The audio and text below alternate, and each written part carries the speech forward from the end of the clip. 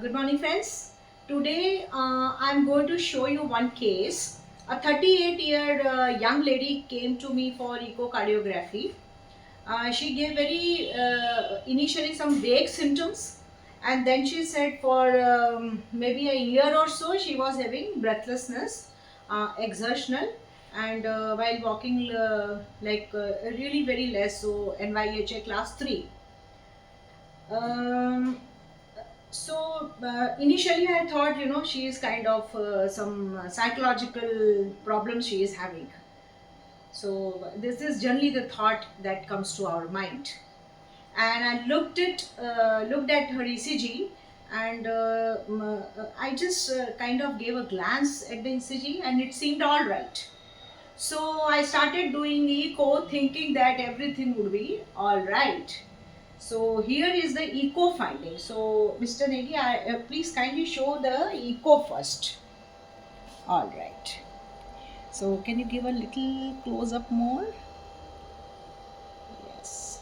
So you can see clearly there is global hypokinesia of the left ventricle, and the LV is dilated, and LA is also dilated, and there is reduced systolic function. There is MR also, and you can see that the LV function is significantly reduced, and the whole LV and LA are dilated. So this was a case of dilated cardiomyopathy. Then I again, revisited her ECG. So what I want to tell you is that ECG is like a face of the patient, of the heart of the patient, and it really gives some clues. And if we don't pay attention to it, we are going to miss the things. So because I did echo, so I went back to ECG, which earlier I had missed the changes. Now please see, this is the entire ECG. Now at a glance you can see that actually that this lady was obese. So I should have expected some kind of voltages which are on the lower side. But this patient had, you can see, high voltages. All right. And so this is actually speaking of LV enlargement. See, even in the limb leads, the voltages are high. In the chest leads also, the voltages are high. So there is clearly an LV enlargement here. There is no strain pattern. So probably it is a overload situation. Then if you look at the P wave on this lead, this is lead 1, you can clearly see there is enlargement of the LA. The small segments are more than 2.5, and you look in lead 2, and 2 actually it shows some notch also, so kind of P mitral. So there is an evidence of LA enlargement, and there is sinus tachycardia. So the patient had sinus tachycardia, high voltages suggestive of LV enlargement, and left atrial enlargement.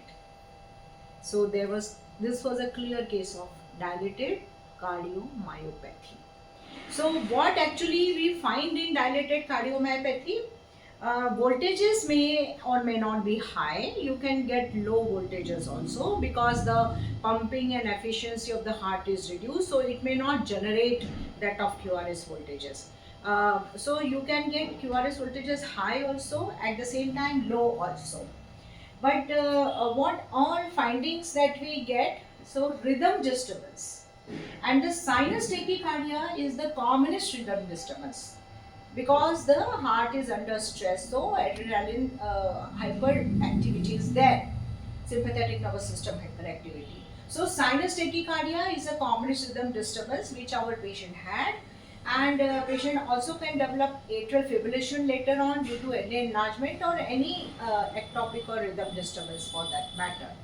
Patient can have conduction abnormalities with dilated cardiomyopathy, and LVB is a very common form of conduction abnormality that we come across, and especially LVB also carries a poor prognosis. But patient can have intraventricular conduction defect, or patient can have a right bundle branch block.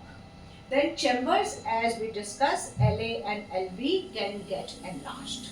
So this was a case of dilated cardiomyopathy, and I should have actually scrutinized the ECG more carefully before doing the echo. So thank you very much. Take care. God bless, and see you in next video. Jai Hind.